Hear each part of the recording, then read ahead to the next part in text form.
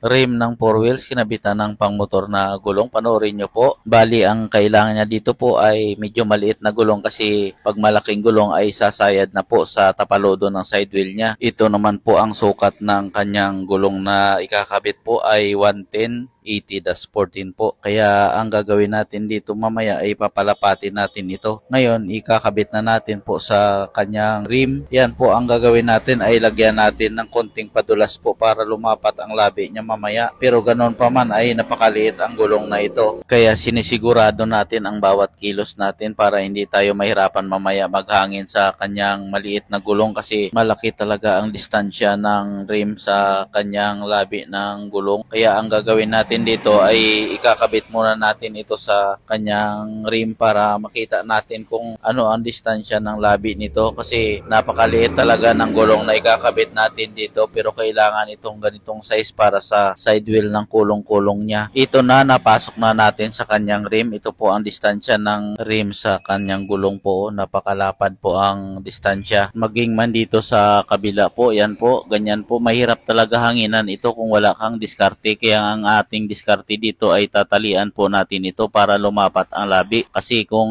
hindi natin tatalian yan, gagamitan lang natin ng blaster. Hindi kaya po yan hanginan ng ganyan, nakaganyan siya. Kaya umpisa na natin ang pagtali nito para lumapat na ang labi sa kanyang rim. Paikot lang po ang pagtatali nito at saka hihilain mo siya ng todo para lumapat ang labi ng gulong sa rim. Ganyan po ang pagtatali natin. Hindi po tayo basta lang na itali kundi ay talagang inuunat natin yan para talagang ang labi ng gulong ay lapat na lapat po sa rim para pag naghangin tayo mamaya po ay hindi po basta-basta maglik agad ng hangin. Ganyan po magpalapat ng maliit na gulong sa kanyang rim kasi pag hindi mo ito talaga hinila ng tali ay magkakaroon ito ng singaw mamaya pag naghangin tayo kaya hindi siya mahanginan basta-basta kung mayroon siyang leak. Kaya nga po ang ginagawa natin lalo nating hinihigpitan ang panali nating interior para lalong humigpit ang kapit ng gulong dyan sa rim niya. Ito po, tinali na natin siya. Bago natin hanginan, ipakita muna natin ang numero ng gulong. Ito po ang numero ng gulong niya, 110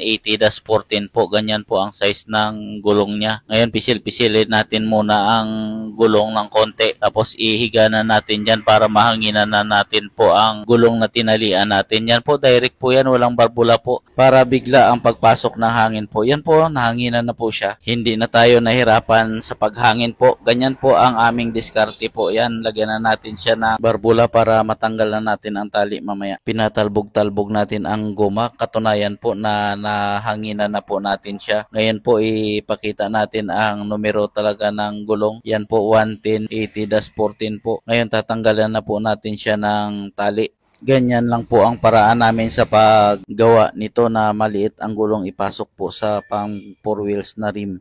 Ganyan lang po, itatalbog-talbog natin ulit po. Okay na rin siya. Salamat po. Peace.